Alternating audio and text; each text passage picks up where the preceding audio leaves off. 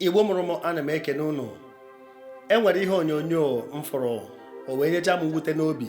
Nchọ ka m were ya wee nye obere nkụzi ya gbaziri anyị dịka anyị bụ Igbo bụ Igbo si agba mbọ ka ọ dịrị anyị na mma, ka anyị na-enwe ọganiru, ịdị n'otu, mmekọrịta nke ụmụnne. O nwere ife anyị ewepụ. Ndị be anyị sị na a na-agwọ nsị odo anya si etinye n'ihe ose. Enwe nkụ na-akwụ anwụrụ ada eme ka n'ihi ọsịsọ, anọpụ ya bụ nkụ ka ọkụ wee nwụsie ike. Biko, ihe onyonyo a mfụ ebe onye Abakaliki gburu nwaanyị wee bere ife o ji wee bụrụ nwaanyị, berụkwa ya ala otu esi wee kọwa. Egechara m ife ọ dị m wute, ụmụ nwaanyị wee mewe protest. O nwebugo ogodo ife a mere, onye Abakaliki na landlord nwere nsogbu.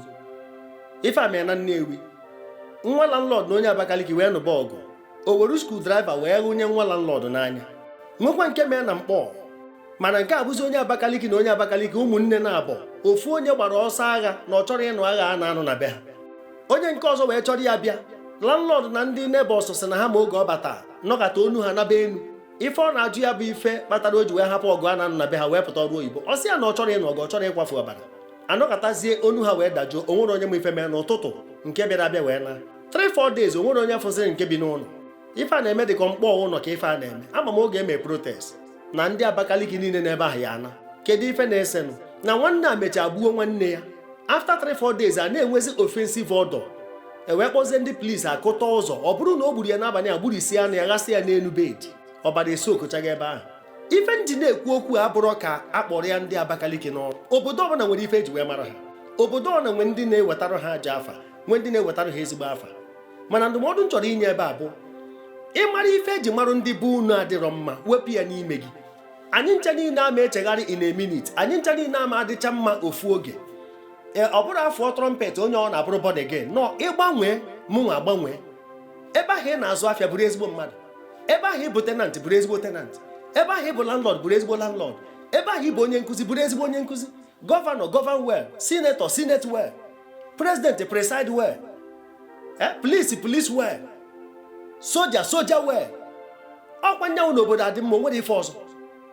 Maka e nwere obodo na-adị ewetarụ ndị ọzọ aja afa, ọ bụrụ mkpụrụ mmadụ one ma one. Maka mgbe ọ na-akpụrụ ndị Abakaliki n'ọnụ maọbụ ọda places m ka ya akpọkwa afa ha. Ụfọdụ asị ndị Abakaliki bụ Awụsa Igbo. Mana o nwere ike bụrụ few individuals ndị na-anụta ọgụ, ndị ana na-ese okwu na be ha gbuo dịzie ka obodo niile. Abakaliki is one of the areas enwere one of the local government or communities enwere n'Ebonyi steeti. Enwere Afikpo, enwechara other places enwere. Mana mgbe ụfọdụ dịka afọ na-aka ada ụda, mana enwere good people from Abakaliki. I know them very well. Enwere prayer warriors, enwere men of God among them, enwere priests among them. Na-eme ọfụma. Mana mgbe ụfọdụ ife ọjọọ na-aka ada ụda.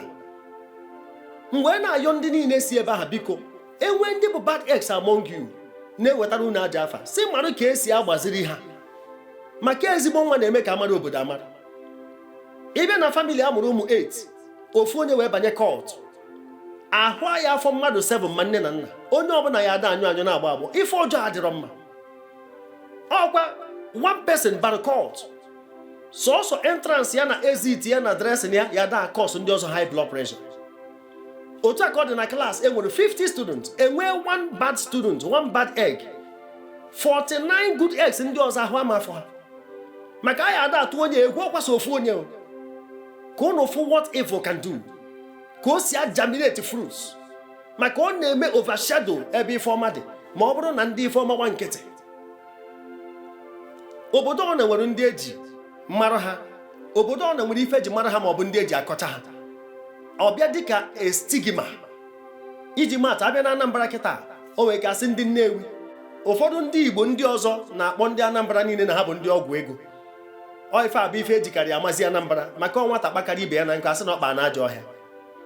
Abịazie na Anambra ahụ ịfụrụ ụfọdụ ndị Anambra na-asị na ndị Nnewi bụ ndị oke uche. Ị bụrụ onye Nnewi, ịgba mbọ apịzi na kalkuletọ ka ọ na-abara gị oge ncha ma gị na mmadụ na-eme ife. Mgbe ụfọdụ ịchụ aja mee ka onye amara ife, egwu nkịta bụ ịdarụ ma ọ darụ gị. Ị bụrụ onye Anambra, ofu ife ahụ, gbaa mbọ dịshọn aka gị adọ n'ego ọbara. ka ọ ya bụ onwe ife a na-ekwu maka obodo unu ma na iso ha were eweta nkọcha n'obodo ahụ. Abịa n'Imo steeti enwe ndị eji akọcha ha nwegasị gị ndị Mbaise na ha bụ ndị aghụghọ na Mbaise a na-aghọka eji wee sị gị ife onye Mbaise fe onye afọ agwọ gị buru ụzọ gbuo onye Mbaise.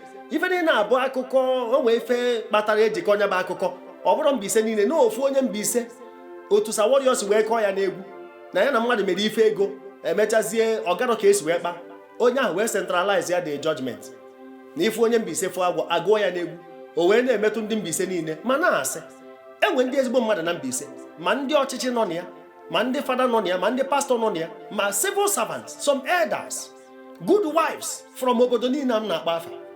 Mana ị bụrụ onye Mbaise gba mbọ ka iwepụ aghụghọ n'ime gị ma ọ bụrụ na ife ejikarị ama ụfọdụ ndị na-ewetara unu ajọ afa.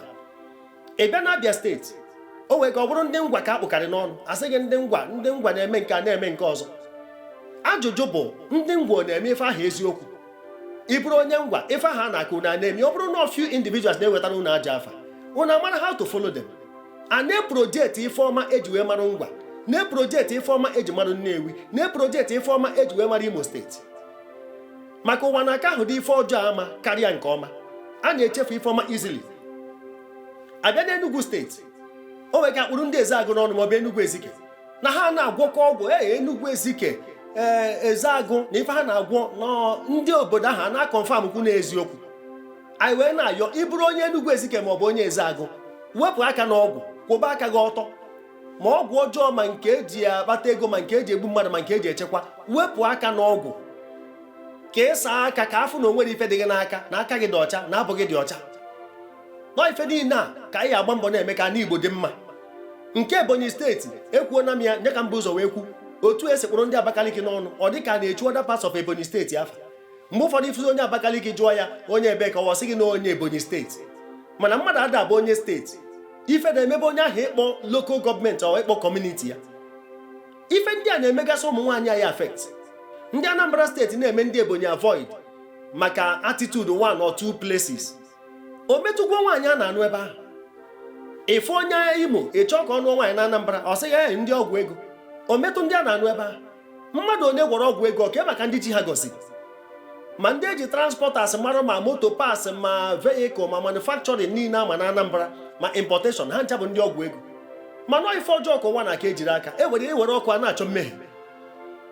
Otu a ka ọ dị other places mkpọrọ afa ọ na-emetụ ụmụ nwaanyị anyị. That stigma na-esogasị ụmụ agbọghọbịa anyị. Ọ bụrụ na anyị ekwu na ndị Imo na-eme nke a na-eme ị bụrụ nwaanyị onye Imo comport yourself. Mara ka isi ekwu okwu, mara ka isi akpọ okwu afa. Enwe coordination, mmadụ enwe high esteem, you build it. Otu a ka ọ dị other ladies o wee ife ji wee mara ụmụ nwaanyị Igbo ụmụ nwaanyị eji eje mba mana nke na-emezi n'ikpeazụ a ọ gbagwojuru onye ọwa n'anya. Biko nene ihe onyonyo a ka ịfụ protest ụmụ nwaanyị mere maka ife onye Abakaliki mere ofu aka rụta mmanụ ozu ọha ọnụ. Ọ bụrụ na anyị na-emetụgasị ife ndị aka nke ọ napụta na-amanye ya ọnụ ọ bụrụ sọsọ ịmanye ọnụ kọta obodo anọ atụnye ọnụ tụnye alụ ije na comment section ikwute ife ya eme ka ọ dị mma.